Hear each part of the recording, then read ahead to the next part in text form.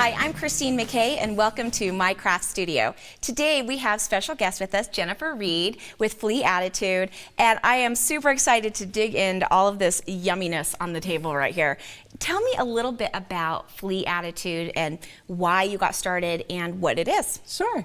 So Flea Attitude is a vintage market that we do here locally in Utah, and we have over 50 vendors who bring lots of wonderful vintage goodness. And now how often do you, is it like ongoing, or do you have it a couple times a year? Well, it is, we have it about 3 to 4 times a year. Wow. So we just had our first one in April. Our next one is June 8th. And then we have one in August and then a holiday one. So we do about 4 a year. So one of the questions that I always have is, how do you part with this stuff? First of all, how do you find it? And second of all, how do you part with it? Sure. Okay, well, first I'll tell you how you find it. So I love a hunt. I love a good junking trip, you know. Yeah. That is what some people love to run, some people have different hobbies. I love to junk. So there's lots of places you can find this stuff. First of all, a lot of people go to thrift stores. Although I think thrift stores they're getting really picked over because they are, because vintage is really popular right now. A lot of people like to use it in their crafting and their decorating. But you can still find good stuff if you're there at the right time at a thrift store. So I always say, go to the game section first. And this is what a lot of this is pieces from old games and things like that. So I also go to a lot of estate sales. I usually try and hit one a week. How about yard sales? Do you find much success at just like the average yard sale? Yeah, absolutely. You can still find good things at yard sales. You have to go early, though. You have to hit yard sales early. And again, kind of ask right away for things that you're looking for. Like, I'm looking for games, or I'm looking for containers, or, you know, I like to use a lot of vintage things to house my craft supplies. And so I think the presentation of all of this is just darling. And, you know, one of the questions that I have kind of had in my own decor search, and it was funny because when you walked in, I was like, you've answered my question. Because I have always loved the vintage. I've always collected game pieces. I mean, ever since I was a little girl. And so you were talking about how things are kind of picked over now. Well, now that it's really trendy and everyone's doing it, I kind of start to fall out of love with something when everyone starts to do it.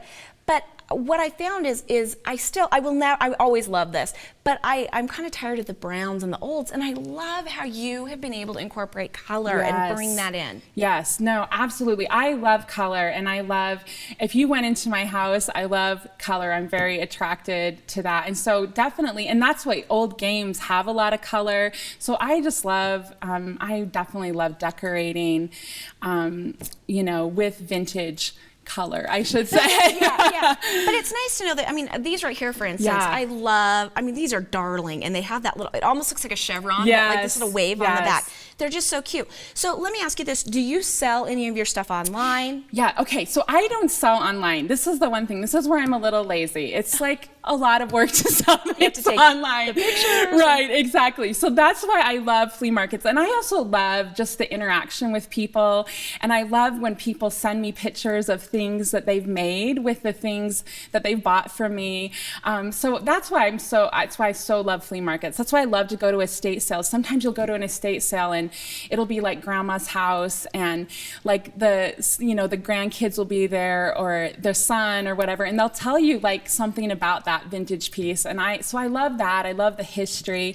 But you know what? I collect a lot. So that is why I can part with some of it. I was going to ask you, how do you part with it? You know, it's like I'll go and I can't ever pass up a vintage game, or there's just certain things that I will never pass up. Vintage games, gold mirrors. Those are like two. Those are the it things. I'm seeing like this right here. What do you know what these are? Yeah. Because I haven't ever seen anything quite like this before. Yeah, these are old. This is another good place to get. I actually found these on eBay, and these are old metal letters that I think people used like on mailboxes or for I bet you're right, on the slide, you know. And so I use these. I craft with these all the time because these are fabulous. They are really great, and you know, you can still find great things on eBay. Like if you really look for lots of things. Like bulk would be a good word to type in. Yeah, bulk would be a good word, or a lot, L-O-T, a lot of something. You can still find some good things. on eBay. Well, thank you so much for for sharing all these items. So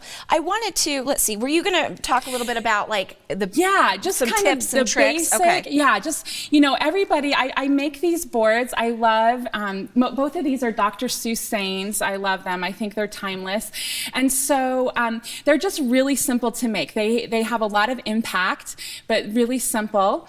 And so basically, what I do is I just take my letters and I kind of put it out on a table and put my saying on the table, and then I kind of see how big it is. Then I cut a board to kind of fit it. Because it's just inexpensive Home it's Depot just wood like on the back, Home Depot right? wood. Yeah, just plywood. And then the other thing that I never pass up is a yardstick. And I never find those anymore. I think you grab them Oh, all I up. probably do. I probably do. But or a ruler. And so I'll take like yardsticks and rulers. Here's just some, and then I will cut them. And so these have been cut to fit like more like this. This was actually a perfect 12 inches across. So I was actually able to use some old school rulers. Oh, I love in that. And so it's just really simple. So once you have your saying all worked out, you cut your wood and your rulers, your yardsticks, and then I just use E6000 and just glue away. Like I don't use hot glue just because hot glue can tend to come off, and you want this to really and it melts be permanent. In the heat. Yeah, exactly. And I love E6000. I think I buy a tube a week. So yeah. and then you just seal it. Oh yeah. So this one, because I had a lot of vintage yardsticks and rulers, they had really great patina on them. Yeah. So I just used like a clear matte. This one I had some more that were newer, so they were lighter colored, and I wanted to give it kind of a more of an antique look, and so I just stained. Oh, very good idea. Yeah, and then you can just put like a little hanger, those little hangers on the back, and I am in love. Like my head is already going. So the last tip that I want to just share before we leave really quickly, because you didn't even know that you were going to come share this tip, but this is how I am storing my alphas from now on.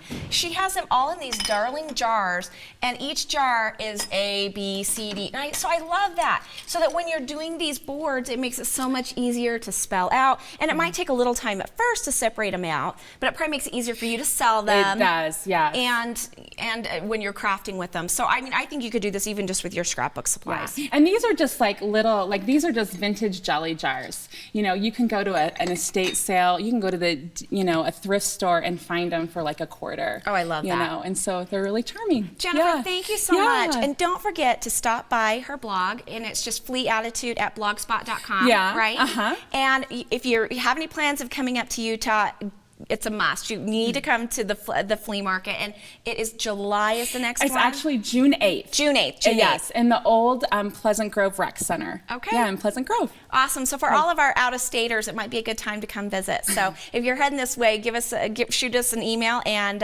we'll hook you up. So thank you for joining us today, Jen. Thanks for stopping by, and I'm going to add some color to my vintage, I think. That's great. Thanks.